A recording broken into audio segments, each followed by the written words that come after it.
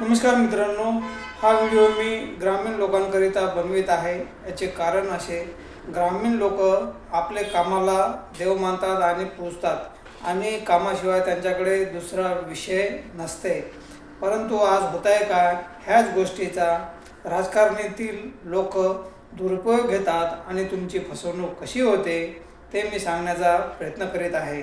मित्रांनो, आता ग्रामपंचायतच्या निवडणुका लागेल आणि आजकाल ग्रामपंचायतच्या निवडणुका ह्या कोट्याधीश रुपयामध्ये होत आहे, हे सगळ्यांना ज्ञात आहे। परंतु यावर उपाय एकच आहे की आपलं मतदान हे चांगल्या व्यक्तीच्या कामी आलं पाहिजे।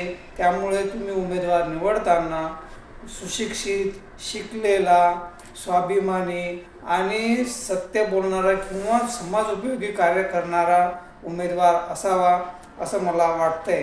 तर मित्रांनो, याचे कारण असे की तुम्ही एक वेळ मतदान करून परत तुम्ही तुमच्या शेतीच्या कामात, रोजमजुरीच्या कामात लागता, परंतु याचा गैरउपयोग हे राजकारणी लोक करून घेत असताना मला निदर्शनास आले।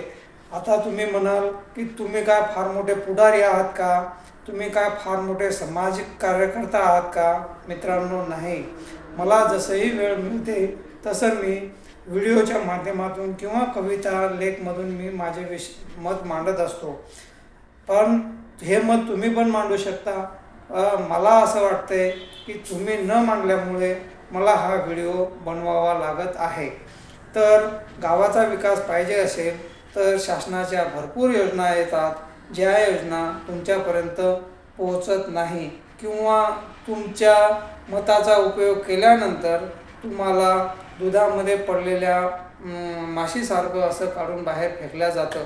हे होऊ नये म्हणून आपण 500 रुपये घेऊन किंवा 1000 रुपये घेऊन किंवा 2000 रुपये घेऊन मतदान करण्यापेक्षा एकदा चांगल्या व्यक्तीला आपण निवडून दिले तर 5 वर्ष ती व्यक्ती तुमच्या सेवेमध्ये नेहमी तत्पर राहील आणि शासनाच्या योजना तुमच्यापर्यंत अवश्य पुरविल्या जाईल।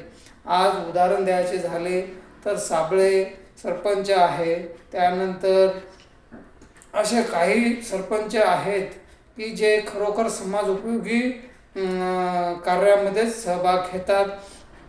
जसं की तुमच्या गावामध्ये ज्या बी योजना आहेत त्या ते शासनाच्या माध्यमामधून वळून आणतात, जिल्हा परिषदमधून, त्यानंतर तुमच्या वित्त आयोगमधून, पंचायत समितीमधनं अशा कित्येक योजना त्या तुमच्यापर्यंत पोहोचू शकतात। आणि त्या योजना पोहोचल्या म्हणजे तुमच्या गरजाच कोणत्या असतात, तुम्हाला लाईट हवं, पाणी हवं, रस्ते हवं आणि चांगलं शिक्षण हवं खेड्याकरिता।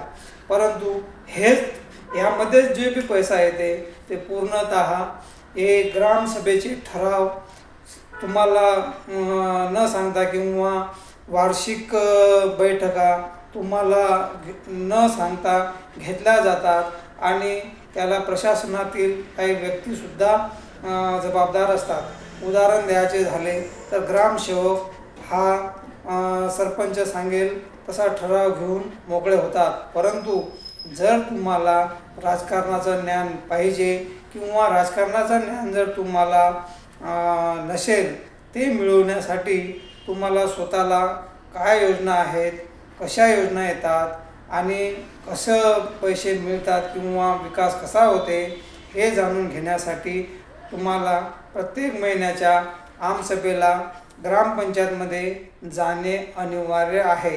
त्यामुळे तुम्हाला कळेल की खरोखरच तुमच्या मतामध्ये किती ताकद आहे। असो मित्रहो, आजपर्यंत ज्या चुका झालेल्या आहेत त्या दुरुस्त करा।